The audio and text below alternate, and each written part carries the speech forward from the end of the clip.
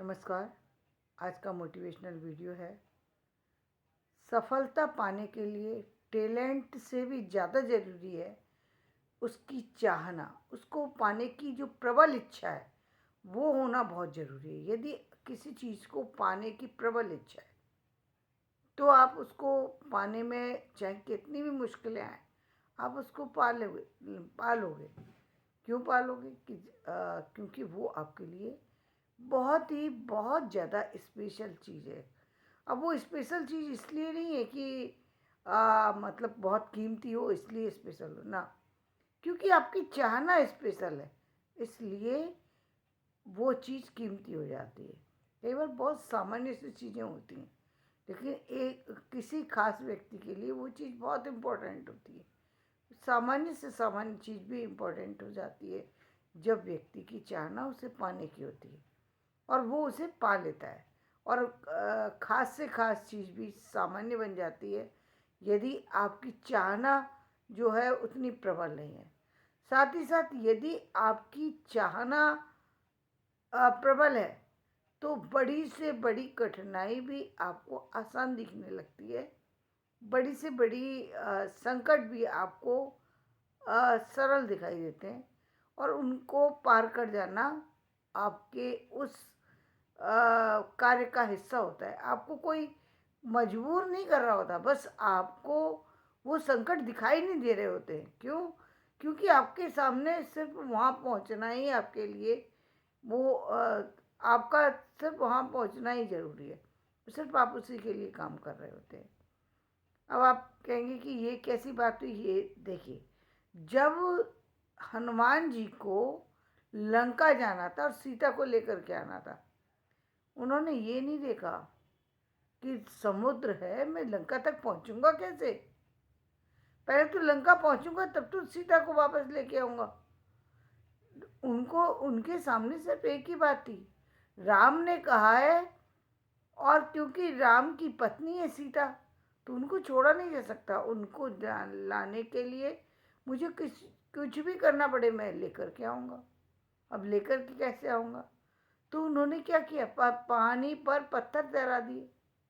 समुद्र पे पानी में का क्या सामान्य पानी नहीं है, समुद्र है, उस पर पत्थर, राम नाम के पत्थर डाल दिए और वो तैरने लगे और उसको पुल बना करके ही उन्होंने पार कर लिया उसको। और जब वहाँ पहुँचे तो वहाँ घोर जो भी लोग थे, जो उनका रूप और स्वरूप था, उसको देख कर के लोग उन पर हंसने लगे। लोग उनका अपमान करने लगे। उनको बड़ी सभा में ले जाया गया। रावण उनका अपमान करने के लिए रावण और उनके सभी लोग प्रयत्नशील थे, लेकिन हनुमान जी ने फिर भी अपने धैर्य को बनाए रखा और उन्होंने ये कोशिश की कि शायद रावण को मौका दिया कि शायद ये अब भी समझ ले और शायद अब भी अपने आप ही सीता को मेरे साथ चलने के लिए कह दे और मैं यहाँ से चला जाऊँगा सीता को लेके। लेकिन रावण ने ऐसा नहीं किया, बल्कि दूत होने के बावजूद भी उसके साथ वो व्यवहार किया गया जो व्यवहार नहीं करना चाहिए था। उसका परिणाम क्या हुआ? परिणाम हुआ पूरी लंका जल गई। यानी एक तरीके से देखा जाए तो सोने की लंका का अर्थ हम ये भी हो सकता है, सोने की लंका हो लेकिन सोने में आग नहीं लगती, पहली बात। दूसरी बात कि सब लोग संपन्न हो और सारी संपन्नता एक मिनट में नष्ट हो जाए तो भी सोने की लंका जल जाना हम कह सकते हैं कि भाई सब कुछ नष्ट हो गया। इतना सारा राजपाट था, इतनी सारी सेना थी, इतने सारे लोग थे और एक ही पल में जो है सब कुछ स्वाहा हो गया। तो ये हो सकता है कि भीषण अग्निकांड हो गया हो जिसमें हजारों लोग मर गए हों, हजारों चीज़ें जल कर के तबाह हो गई हों और कोई भी जो उस आग को बुझाने का कोई भी प्रयास था वो सफल ना हो पाया हो। ये संभव है। कई बार आग आपने देखी है कि आग हवा चल रही है और आग लग जाए तो काफ़ी दूर तक चली जाती है आग। तो यही कुछ इस तरीके का कारण रहा हो। तो समुद्र, लेकिन मूल बात ये थी कि हनुमान जी को सीता को लेकर के आना था। तो वो वहाँ पर सीता का पहले तो वो उनका यही था कि यदि ये कह दे तो अब लेकर के चले जाए। लेकिन क्योंकि जब उन्होंने सीता से कही बात और जब उन्होंने अंगूठी दिखाई उनको, तो सीता को विश्वास तो हो गया, लेकिन वहाँ की जो परिस्थितियाँ थी उसमें सीता को ले जा पाना संभव नहीं था। इसलिए राम उनकी सूचना लेकर के, वो हनुमान जो है सीता की सूचना लेकर के राम के पास आ गए। लेकिन ये बहुत कठिन कार्य था। अब बारी थी राम की, जो कि जिनको जाकर के अपनी पत्नी को का उन्होंने ये तो पता कर लिया कि पत्नी कहाँ है, लेकिन अब पत्नी को लेकर के आने की जिम्मेदारी राम के कंधों पे आ गई।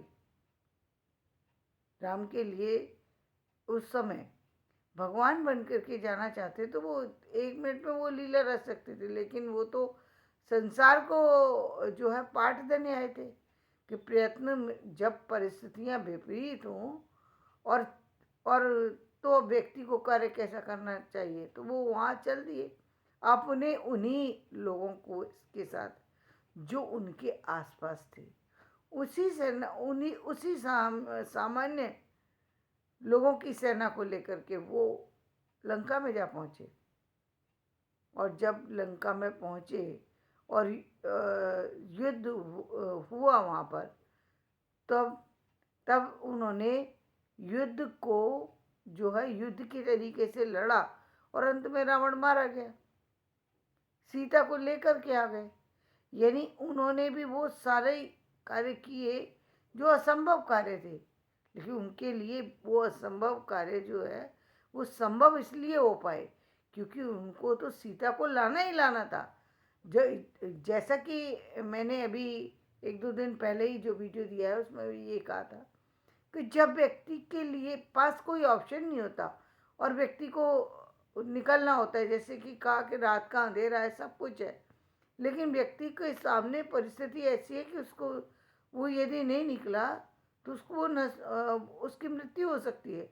तो जब सामने मृत्यु खड़ी हो तो व्यक्ति भागेगा, उसको फिर वो भय भी नहीं सताएगा, चीज़ें भी नहीं सताएंगी, उसको जाने जाना, दूसरा ऑप्शन उसके पास है नहीं। चाहे रास्ते में उसके साथ अच्छा हो या बुरा हो, वो इस बात के लिए सोचने के लिए उसके पास समय नहीं है। ठीक ऐसी ही स्थिति राम की थी। राम के पास ये सोचने का समय ही नहीं था कि मेरा क्या होगा या मेरे साथ लक्ष्मण का क्या होगा या और लोग जा रहे हैं उनका क्या होगा।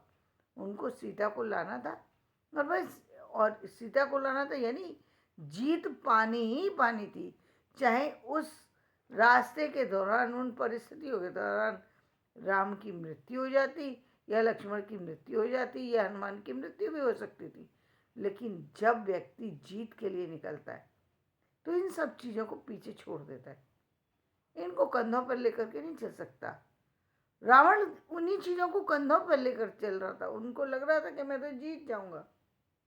रावण ने उसी चीज़ को, रावण को जीतने की चाहत थोड़ी थी, रावण तो ये मान चुका था कि मैं जीत चुका हूँ, ये मेरा सामना कैसे कर सकते हैं, सामान्य लोग हैं, इनकी औकात क्या है जो मुझसे टकरा जाएंगे।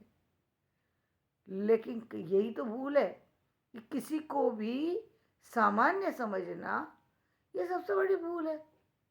जो व्यक्ति जो मतलब एक तरफ राम थे जो बिल्कुल सामान्य स्थिति में थे, जहाँ पर कोई सेना वगैरह की तैयारी नहीं थी, कोई राजपाट नहीं था, कोई वैभव नहीं था, कोई अस्त्र शस्त्र नहीं थे, बिना, और ना ही उनके पास कोई ऐसे सैनिक थे जिनको के हथियार चलाना सिखाया गया हो, लेकिन जीतना था, मुख्य कार्य था जीतना, और उन्होंने जीत हासिल कर ली।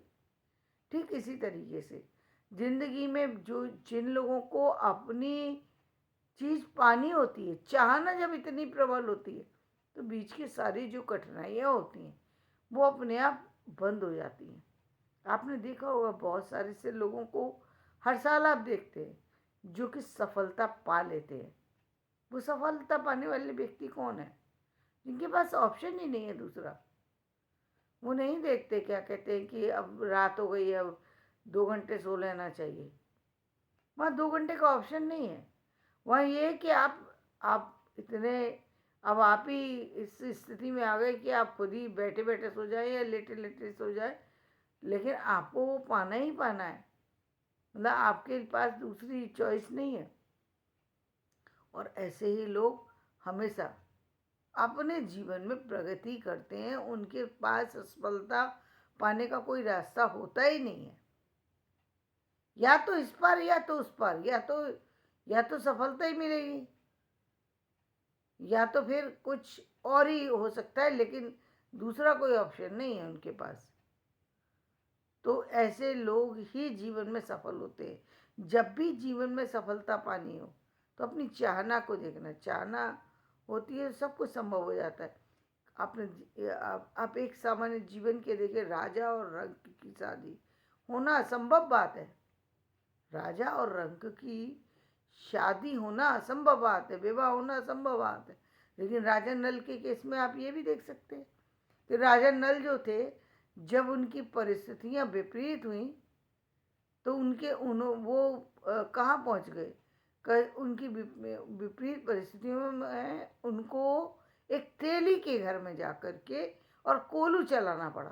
तेली के घर पहुँचे, कहानी लंबी है, मैं बता नहीं सकती। और वहाँ पर जाकर के उन्होंने कोलू चलाया, तेल पेलने का काम किया, और बदले में क्या मांगा, सिर्फ 2 वक्त का भोजन मिल जाए, बस उतना ही काफ़ी है। बस वो समय था। उसी समय उनकी पत्नी को गर्भवती होना था, वो हुई। उसी समय तेली की पत्नी को भी गर्भवती होना था, वो भी हुई। और दोनों में शर्त लग गई कि जिसके भी बेटा होगा वो यदि अलग अलग हुआ है, किसी के बेटी हुई और किसी के बेटा, तो वो उसके साथ शादी कर देगा। राजा के घर बेटा हुआ और तेली के घर में बेटी हुई, और अंत में तेली के घर की बेटी राजा के घर की मतलब बहू बन करके उसकी कुलवधू बन गई। ये कैसे संभव हुआ? ये हुआ किसके? परिस्थिति के कारण से। लेकिन यहाँ पर भी परिस्थिति थी, लेकिन चीज़ें संभव हुई। परिस्थितियों भी के कारण से भी संभव हो सकता है।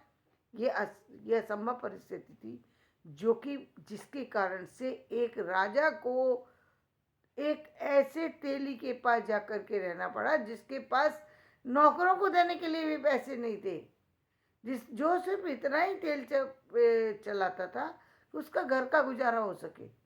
लेकिन वो उसके घर भी रहने के लिए तैयार हो गए। यानी राजा और रंक की स्थिति में बता रही, लेकिन वो भी सामान्य हो गए। और हजारों उदाहरण ऐसे हैं जिनमें चीज़ें सामान्य हो जाती हैं। कब हो जाती हैं? जब आपके पास या तो प्रबल इच्छा है, तो आपके लिए वो सारी चीज़ें सामान्य बन जाती हैं। जो असंभव कार्य है, वो सारे असंभव कार्य संभव हो जाते हैं। तो धन्यवाद। मेरा वीडियो पसंद आए तो इसे लाइक करें, शेयर करें और सब्सक्राइब